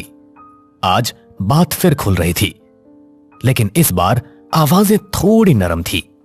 शायद सबको एहसास हो रहा था कि रोज का तमाशा सबको थका रहा है। विवेक भी विमला से बड़ी नरमी के साथ कहता है, मां, हमें आपसे डर नहीं प्यार चाहिए। अगर गलती हो तो समझा दो, सबके सामने कुछ मत कहो। मैंने कभी सोचा नहीं कि तुम लोग डरते हो। मुझे लगा मैं सही कह रही हूँ। शायद मेरा तरीका ही गलत हो। यह पहली बार था जब विमला देवी ने अपनी बात में नरमी दिखाई। घर में हल्की सी उम्मीद की हवा चली। आरती ने भी पहली बार राहत महसूस की। फिर मोहित ने विमला से कहा, मां, हम सब साथ हैं, कोई आपका अपमान नहीं कर रहा, बस थोड़ा बदलाव चाहिए। हाँ माँ, छोटी बात को बड़ा मत बनाया करो। घर हंसता हुआ ही अच्छा लगता है। रोज रोज घर में कलह बहुत अच्छी बात नहीं है। बच्चों की बातों में शिकायत नहीं, विनती थी। विमला देवी ने सबके चेहरे देखे। उन्हें लगा शायद सच में कुछ बदलना चाहिए। फिर धीरे स्वर में बोली, ठीक है, कोशिश करूंगी। हर बात पर नहीं बोलूंगी, पर तुम लोग भी ढंग से काम करना। मैं पूरी कोशिश करूंगी माँ जी। बस इतना चाहती हूँ कि बात प्यार से हो, घर घर जैसा लगे तो अच्छा है। उस रात का खाना पहली बार बिना किसी लड़ाई झगड़े के खत्म हुआ। अगली शाम घर में अजीब सी खामोशी थी। कल की बातों ने सबको सोचने पर मजबूर कर दिया था। आज तय होना था कि ये घर बदलेगा या फिर वही पुराना तमाशा लौटेगा। सबको थोड़ी देर बैठना है, मुझे कुछ कहना है। आज कोई बीच में नहीं बोलेगा। हाँ मां, बोलिए, हम सब सुन रहे हैं, आप आराम से कहिए। विमला देवी के हाथ में चाय का कप था, पर आवाज में हल्की घबराहट थी। पहली बार वो शिकायत नहीं, सफाई देने जा रही थी। घर की हवा भारी थी। मुझे लगता था सख्ती से घर संभलता है। मैंने यही सीखा था अपनी सास से, पर शायद अब समय बदल गया है। समय बदलता है तो तरीके भी बदलते हैं, और घर कभी भी डर से नहीं, समझ से चलता है। हम सबको ये बात सीखना चाहिए। हरिराम जी की आवाज में ठहराव था। वो हमेशा चुप रहते थे, पर आज उनकी बात सीधी दिल में उतर रही थी। विमला देवी ने पहली बार उनकी तरफ देखा, बिना तकरार के। तभी सीमा भी बोल पड़ी, माँ जी, पापा ठीक कह रहे हैं। समय के साथ साथ बदलाव बहुत जरूरी है। हर समय एक जैसा नहीं होता। मुझसे गलती हो सकती है, पर हर बार सबके सामने आपका मुझे डांटना बिल्कुल भी अच्छा नहीं लगता है। दोनों बहुओं की आवाज में शिकायत कम, दर्द ज्यादा था। ये वही दर्द था जो सालों से जमा हो रहा था। आज वो शब्द बनकर बाहर आ गया था। मोहित भी अपनी राय रखते हुए कहता है, मां, घर में बात छोटी होती है, पर जब आप ऊंची आवाज में बोलती है तो बात बड़ी हो जाती है, और इसीलिए सब डर जाते हैं। मैं भी कई बार बिना सोचे बोल देती हूँ। शायद मुझे भी अपनी आदत सुधारनी चाहिए। ऐसा नहीं बोलना चाहिए। काजल ने सिर झुका लिया। उसे एहसास हो रहा था कि उसकी छोटी छोटी बातों ने आग को हवा दी थी। घर का हर सदस्य कहीं ना कहीं जिम्मेदार था। फिर विवेक कहता है, मां, मैं भी चुप रहता था, सोचता था कि आप संभाल लेंगी, पर मेरी चुप्पी ने भी बात को और बढ़ा दिया। बेटा, चुप रहना भी गलती होती है। घर सबका होता है जो भी घर में रहता है, और इसीलिए जिम्मेदारी भी सबकी होनी चाहिए। विवेक ने पहली बार खुलकर अपनी बात कही। हरिराम जी ने उसे देखकर हल्की मुस्कान दी। शायद आज बेटे ने सच में घर का बोझ उठाया था। फिर विमला थोड़ी नरमी के साथ कहती है, मुझे डर था कि अगर मैं ढील दूंगी तो घर बिगड़ जाएगा, पर शायद सख्ती से ही सब दूर हो रहे थे। मैं कोशिश करूंगी बदलने की। हम भी बदलेंगे माँ जी, और सभी लोग काम बांट लेंगे। सब मिलकर करेंगे। ये पहली बार था जब मैं की जगह हम बोला गया। घर की दीवारों ने भी जैसे राहत की सांस ली। छोटी सी बात पर असर बड़ा था। फिर सीमा आगे आकर बोलती है, चलो एक नियम बनाते हैं। कोई भी बात हो सबके सामने नहीं कहेंगे, अकेले में समझाएंगे। और छोटी बात को बड़ा नहीं बनाएंगे। न थाली बजेगी न तमाशा होगा, बस बात होगी। सबके चेहरों पर हल्की मुस्कान आ गई। थाली का जिक्र होते ही सबको पिछले झगड़े याद आ गए। अब वो आवाज बंद करने का फैसला हो चुका था। काजल भी अपनी सहमति जताती है और कहती है, मैं भी कोशिश करूंगी कम बोलने की। पहले सोचूंगी फिर बोलूंगी। घर में शांति अच्छी लगती है। और मैं भी चुप नहीं रहूंगा। जहां कहीं भी गलत होगा मैं वही रोक दूंगा। ये वही घर था जहां हर बात पर तमाशा खड़ा होता था। आज वही घर खुद को समझा रहा था। बदलाव आसान नहीं था, पर शुरुआत हो चुकी थी। आज से एक नई शुरुआत। हर बात पर शोर नहीं होगा। घर को घर रहने देंगे। बस यही चाहिए था। अब सभी लोग खाना साथ में हंसकर खाएंगे, किसी से डर कर नहीं। उस रात पहली बार टीवी की आवाज झगड़े से ऊंची थी। हंसी की हल्की गूंज पूरे घर में फैल गई। तमाशे वाला ससुराल धीरे धीरे परिवार बन रहा था। हर बात पर डांट और डर कम होगा और अपनापन बढ़ेगा। चलो अब इसी बात पर सब लोग एक साथ चाय पियेंगे। हर घर में झगड़े होते हैं, बातों का शोर भी होता है, पर जब लोग मान लें कि गलती सिर्फ एक की नहीं सबकी है, तभी घर बचता है। तमाशा बंद हो जाए तो रिश्तों की असली आवाज सुनाई देने लगती है। अरे नैना, इस कटोरी में क्या लेकर आई हो? आज कुछ घर में नया बना है क्या? नहीं नहीं, कुछ नहीं, बस ये थोड़ा सा अचार था। अच्छा अच्छा, वैसे भी खुशबू तो काफी अच्छी आ रही है। रुको मैं जरा चख कर देखता हूँ। हाँ क्यों नहीं, खाकर देखो ना। रोटी और दाल के साथ मिलाकर खाना और ज्यादा टेस्टी लगेगा। हाँ सच में काफी ज्यादा टेस्टी लग रहा है। वैसे कहाँ से खरीद कर लाई हो इसे? अरे आप तो कुछ भी बोलते रहते हो। हर चीज खरीदने की थोड़ी होती है। इसे तो मैंने अपने हाथों से आपके लिए बनाया था।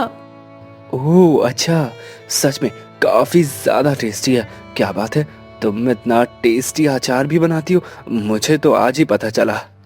शुक्रिया जी, जो आपने मेरा अचार पसंद कर लिया। अच्छा सुनो नैना, मैं कह रहा था कि कल मेरा दोस्त नीलेश आने वाला है, तो उसके लिए खाने पीने का इंतजाम पहले से कर लेना। ठीक है जी। अगले दिन शैलेश रास्ते से ही नीलेश को लेकर घर आता है। चल यार कुछ खा पी लेते, फिर आराम से बातें कर लेंगे। हाँ क्यों नहीं। अरे नैना, टेबल पर खाना ले आओ। ठीक है जी, अभी लाई। और बता यार, भाभी ठीक है ना? हाँ सब ठीक है। और तू बता, तेरा बिजनेस कैसा चल रहा है? बढ़िया चल रहा है यार, बस खाने पीने के प्रोडक्ट्स की शुरुआत की, देखते क्या रिस्पॉन्स आता है। ये लीजिए। और हाँ, मैं आपका पसंदीदा अचार भी लेकर आई हूँ। भैया आप भी लेंगे क्या? हाँ क्यों नहीं, बिल्कुल। अगर ये अचार शैलेश का पसंदीदा है तो एक बार मैं भी इसे चखकर जरूर देखूंगा। हाँ क्यों नहीं, लीजिए ना, मैं आपकी प्लेट में परोस देती हूँ। अरे वाह भाभी, ये तो सच में बहुत ही ज्यादा टेस्टी अचार है। क्या बात है, आपके हाथों में तो जादू है।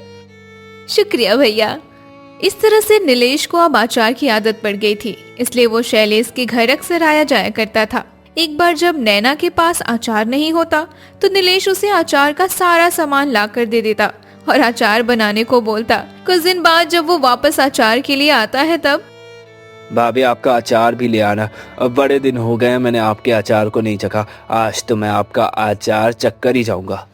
जी वो लेकर ही आ रही थी। वैसे आज मैंने अचार से ज्यादा टेस्टी कुछ बनाया है। आज मटर पनीर की सब्जी और पूरी बनी है, तो अचार को छोड़िए ना, इसे खाइए।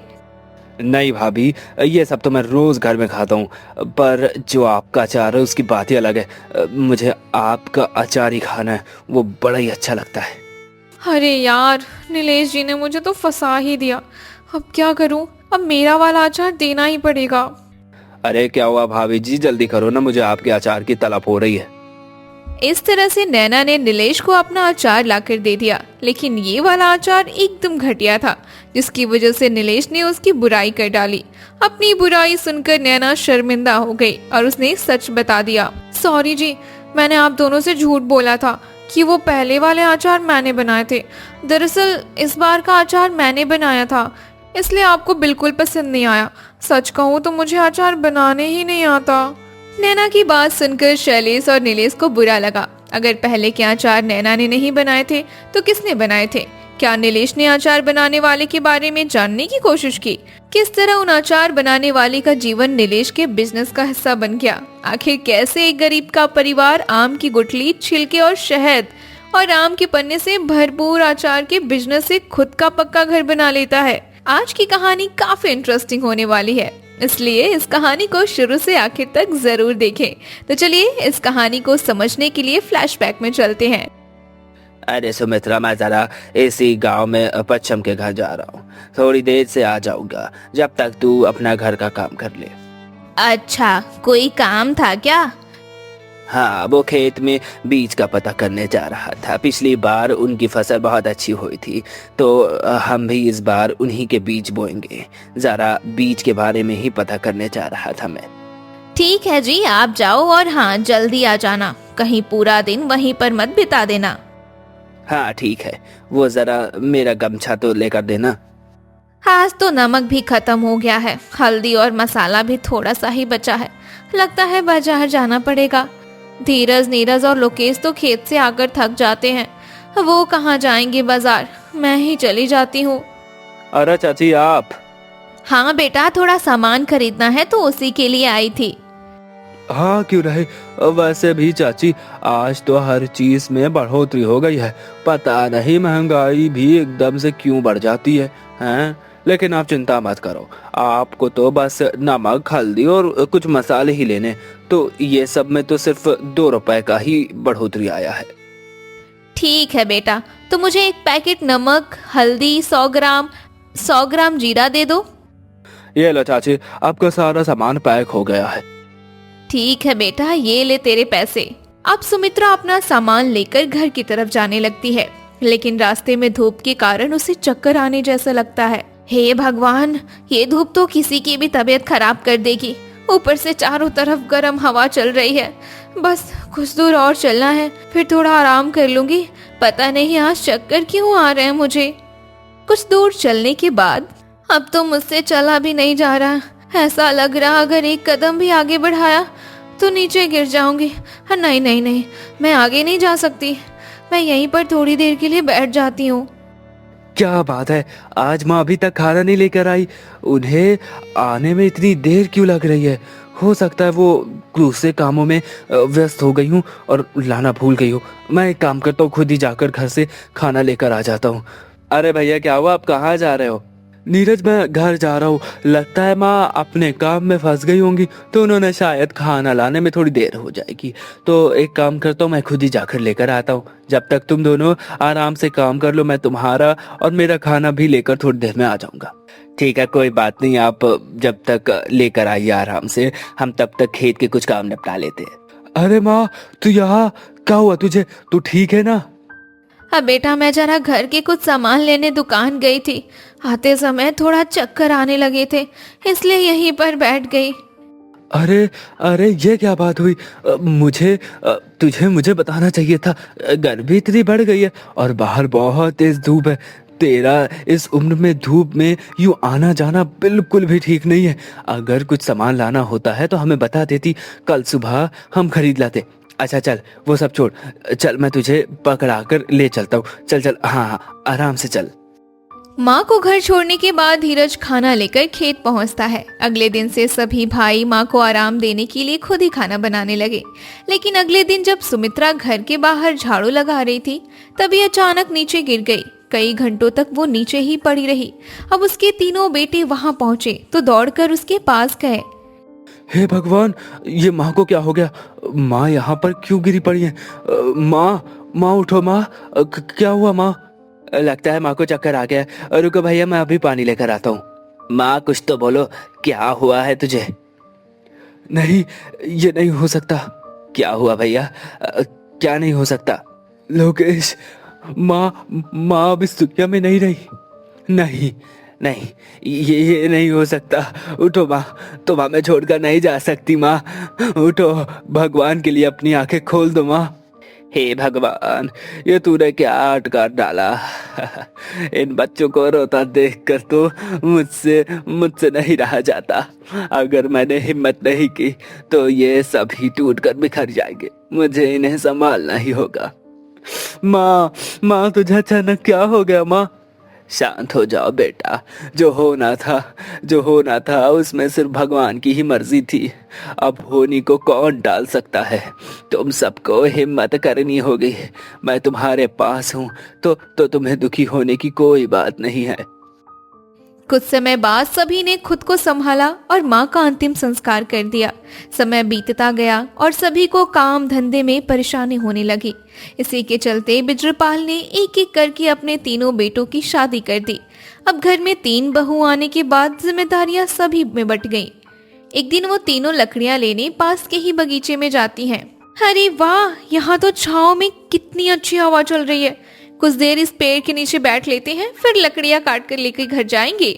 वैसे दीदी, हमारे घर में सासू माँ के ना होने से कितना सूना लगता है ना। हाँ, सो तो है। अब क्या करें, हमारे नसीब में यही घर लिखा था तो मिल गया। ठीक ही तो है हमारा नसीब। मैंने सुना है घर में सास होने पर हर काम के लिए ताने सुनने पड़ते हैं। नहीं ज्योति, हर किसी की सास एक जैसी नहीं होती। हो सकता है हमारी सास हमें बेटियों की तरह प्यार करती। अरे ये देखो दीदी, ये तो आम गिर रहे हैं। लगता है हवा की वजह से इस आम के पेड़ से आम गिरने लगे हैं। हाँ, जरा इन्हें उठाकर तो ला। चल एक एक करके चक्कर देखते हैं। आम तो अच्छे लग रहे हैं। तू भी खाना, फिर बाकी के आम घर ही ले चलते हैं। अगले दिन गांव में खबर फैली कि एक आदमी गर्मी की लू से मर गया। ये सुनकर देवरानी और जेठानी को अपने पति की चिंता होने लगी। हे भगवान, न जाने उस बेचारी की पत्नी का क्या हाल होगा। दीदी, कहीं हमारी सासू माँ को भी तो लू नहीं लग गई थी ना? हाँ, हो भी सकता है, लेकिन अब से हमें खुद और अपने परिवार का ख्याल रखना होगा। हाँ ज्योति, तू ठीक कहती है। मेरे मन में ना एक ख्याल आया है। जो आम कल हम लेकर आए थे ना, उसका पन्ना बना लेते हैं और खेत पर जाते समय हम उन्हें दे देंगे। सुना है आम का पन्ना लू लगने से बचाव करता है। हाँ दीदी, आपने सही कहा। इससे हमारी पतियों को लू भी नहीं लगेगी। ये खेतों की एक ही प्रकार की सब्जी खा खा कर तो मेरा मन ही उग गया है। अब क्या करें दीदी, हमें जो मिलता है बनाने को उसे ही बना लेते हैं। कोई बात नहीं ज्योति, अब हमारे घर की हालत वैसी नहीं है कि रोज बाजार से तरह तरह की चीजें मिल सके। हमारे आने से थोड़ा खर्चा भी तो बढ़ गया ना, तो हमें अपने पतियों की हालत को सोचकर घर में जो भी है रूखा सूखा उसी में संतुष्ट रहना होगा। ठीक कहती हो दीदी, वैसे भी पेट ही तो भरना है, इसमें क्या बहस करनी। हम सभी अपने मन को समझा ही लेंगे। अच्छा सुनो, घर में कुछ आम है ना, उनकी चटनी बना लेते हैं। हो सकता है थोड़ा मन बदल जाए। ठीक है दीदी, आप लोग खाना निकालो, मैं अभी चटनी पीस कर लाती हूँ, फिर हम एक साथ मिलकर खाएंगे। अरे वाह, ये तो बड़ी ही स्वादिष्ट चटनी बनी है। हाँ दीदी, कहाँ हम एक ही सब्जी से बोर हो गए थे, इस चटनी ने तो हमें अलग ही स्वाद चखा दिया। हाँ सही है, अब तो आम का सीजन भी चल रहा है, तो बाजार में आम सस्ते भी मिल रहे होंगे। हाँ क्यों नहीं, हम कुछ पैसे बचाकर बाजार से आम खरीद लेते हैं, फिर उनका अचार बना लेंगे। कुछ दिन बाद तीनों ने मिलकर अचार तैयार कर लिया और डिब्बे में रख दिया। लेकिन डिब्बे में रखा अचार बेस्वाद सा लग रहा था। किसी को पसंद न आने पर लोगों ने उसे मजबूरी में खाकर खत्म करना ही समझा। एक दिन ज्योति मटके का पानी सभी को देकर खुद पी रही थी। दीदी, ये जो हमारे घर का मटका है ना, किसी फ्रिज से कम नहीं है, बस इसमें बिजली का तार ही नहीं है, यही एक कमी रह गई है इसमें। अरे दीदी, आप भी ना, कहाँ फ्रिज कहाँ ये मटका। फ्रिज में हम खाना और फल रख सकते हैं और ज्यादा ठंडा पानी कर सकते हैं। इस मटके में आप उसके जैसी कौन सी बात दिख गई? सही बात है। वैसे भी अगर मटका ही फ्रिज बन जाता तो फ्रिज बनाने वाली कंपनियां क्या आम अचार डालने के लिए खुली रखती? हाँ दीदी, आपने ठीक कहा, मैं तो बस ऐसे ही मजाक कर रही थी।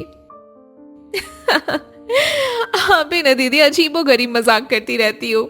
हमारा मटका वैसे चमत्कारी है, खुद बाहर की हवा सोखकर अंदर के पानी को अपने ही ठंडा कर देता है।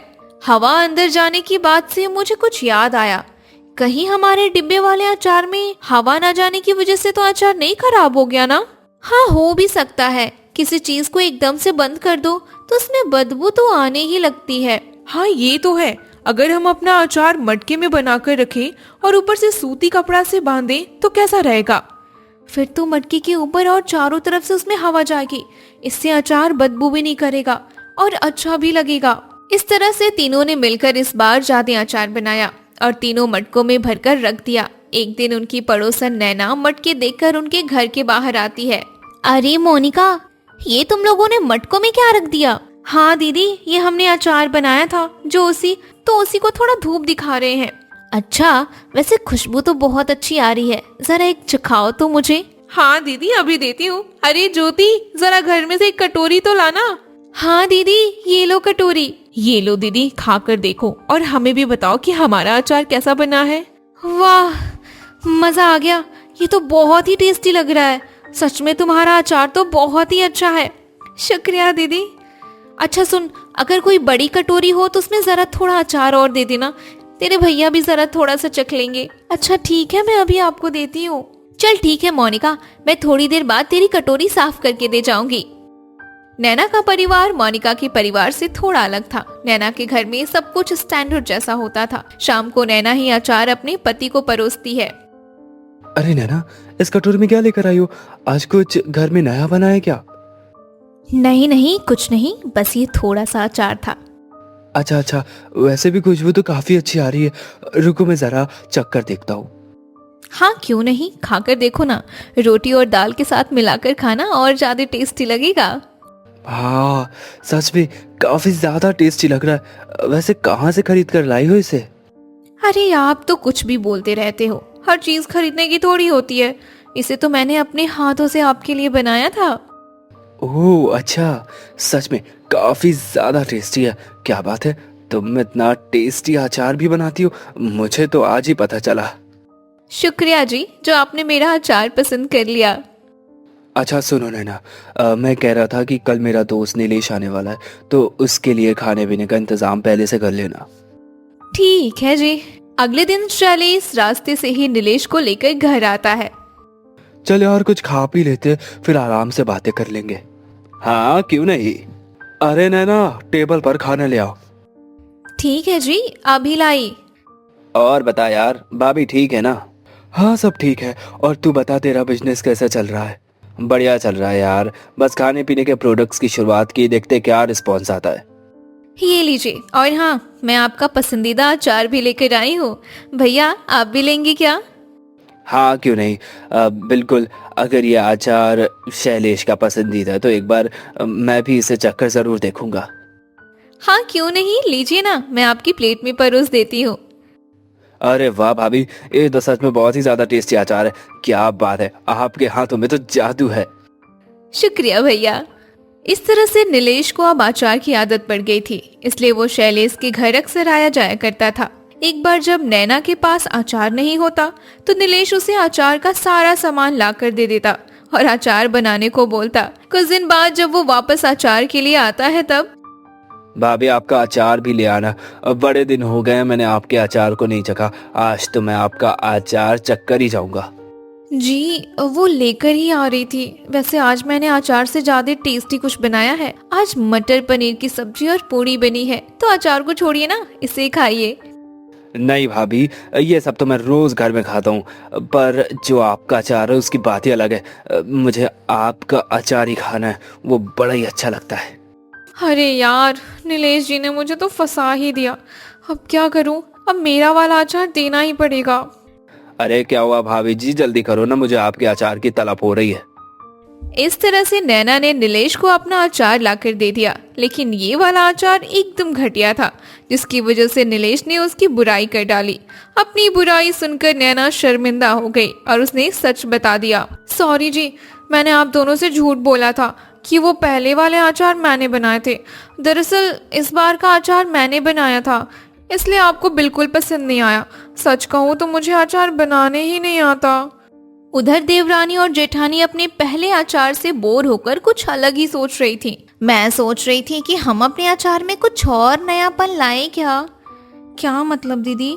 मतलब कि जो हम बनाते हैं वैसा अचार तो हर कोई बना लेता है। मैं सोच रही थी कि हम अपने मसालों में कुछ और चीजें जोड़ें, जैसे उसका स्वाद और बढ़ जाए और हमें अचार बोर जैसा भी ना लगे। लेकिन हम अचार के मसाले में और क्या डाल सकते हैं? देखो, हम एक काम करते हैं, आम के छिलके को छीलकर उसे सुखाकर पीस लेते हैं और उसे मसाले में डालकर फिर अचार बनाकर देखते हैं। हाँ, एक बार तो कोशिश करने में क्या ही जाता है। लेकिन दीदी, पहले आप एक ही मटके में अपना जुगाड़ लगा कर देखो, क्या पता सभी को ऐसा अचार पसंद ना आए। हाँ, ये भी ठीक है। इस तरह से मोनिका ने एक मटके में अपने जुगाड़ वाला अचार बनाया तो लोगों ने थोड़ा बदलाव देखा। फिर कुछ दिन बाद कल्पना ने भी कुछ सोचा। दीदी, मैंने कुछ सोचा है, मैं आम की कच्ची गुठलियों को पीसकर उसे भी मसाले में मिलाकर देखती हूँ। हाँ, क्यों नहीं, जब मैंने बनाकर देख लिया तो तू भी अपना कुछ बना लेना। हाँ दीदी, मैं तो सोच रही हूँ कि आपका भी अचार टेस्ट करके देख ही लेती हूँ।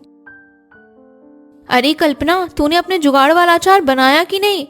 हाँ दीदी, बना दिया, बस मैं आज खाने पर सभी को देने वाली हूँ। आप लोग भी मेरे अचार को स्वाद करके बताना। ठीक है, आज मैंने आप सभी के लिए अपने तरीके से कुछ अलग अचार बनाया है, आप लोग टेस्ट करके जरूर बताना कि कैसा बना है। हाँ क्यों नहीं, पहले थाली में अचार तो परोसो। हाँ हाँ, अभी देती हूँ। वाह भाभी, आपने तो अचार में कुछ अलग ही स्वाद बना दिया है। सच में बहुत अच्छा बनाया अचार। शुक्रिया देवर जी। कुछ दिन बाद जब सभी के लिए पन्ना बन रहा था तो ज्योति सबके लिए पन्ना बनाने में बिजी थी। दीदी, आज मैं सोच रही थी कि पन्ना में थोड़ा शहद डालकर देखते हैं। मीठा डालना ठीक रहेगा क्या? दीदी, एक बार शहद वाला पन्ना पीकर देखते हैं, क्या पता पसंद आ जाए। ज्योति, तुम बना लो पन्ना। बड़ी दीदी, पहले आप ही पीकर बताओ कैसा बना है। अरे, ये तो खट्टा मीठा सा स्वाद आ रहा है। अच्छा बना है यार, एकदम वैसा ही बना है जैसे मैंने अपनी कल्पना में सोचा था। इसलिए तो मेरा नाम कल्पना है, क्योंकि तू हर बात की कल्पना ज्यादा करती है। दीदी, एक बात कहूँ, अगर मैं भी इस पन्ने से अलग हांडी में अचार बनाऊं तो? वैसे आइडिया अच्छा है, अगर तूने इस पन्ने को अचार में मिला दिया तो अलग ही स्वाद आ जाएगा। कुछ दिन बाद ज्योति ने भी अपना अचार बना डाला। उसका अचार भी सभी को बहुत पसंद आया। एक दिन अचानक नीलेश उनके घर पहुंचता है। मोनिका, कल्पना और ज्योति जी, आप ही हो ना? हाँ जी, कहिए, आप कौन? मैं आपके पड़ोस में रहने वाली नैना जी का रिश्तेदार हूँ। एक बार भाभी ने मुझे आप ही के अचार खिलाए थे। मैं एक बिजनेसमैन हूँ, अगर आपको एतराज़ ना हो तो क्या आप मेरे लिए अचार बनाने का काम करेंगी? दरअसल मुझे आपका अचार मार्केट में उतारना है, इसके बदले मैं आपको अच्छे पैसे दूंगा।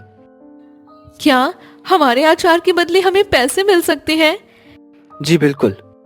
तभी देवरानी और जेठानी के पति भी वहाँ पहुँच जाते हैं। आप कौन? ये हमारे पड़ोसी के रिश्तेदार हैं। ये अपने बिजनेस में हमारा अचार मांग रहे हैं और बदले में हमें पैसे भी दे रहे हैं। क्या तुम सच बोल रही हो? हाँ जी, अगर आपको एतराज ना हो तो आपकी पत्नियां मेरे लिए काम कर सकती है। हाँ क्यों नहीं, लेकिन हमारी घर की बहुएं काम करने बाहर नहीं जाती। अरे कोई बात नहीं, आप परेशान न होइए। इन लोगों को बस घर में अचार बनाना है, बाकी सामान मैं इन्हें लाकर खुद दे दूंगा। फिर तो हमें कोई दिक्कत नहीं है, हमारी बहुएं आपके लिए काम जरूर करेंगी। इस तरह से मोनिका, कल्पना और ज्योति नीलेश के बिजनेस के लिए अलग अलग वैरायटी में अचार बनाने लगे। उनके अचार के स्वाद ने लोगों का मन लुभाया और नीलेश का बिजनेस एकदम से ऊपर उठ गया। इस तरह से मोनिका, कल्पना और ज्योति महीनों का 40,000 रुपए कमाने लगी। कुछ ही समय में उनके परिवार ने नया घर बनवा लिया और गांव में आराम की जिंदगी जीने लगे।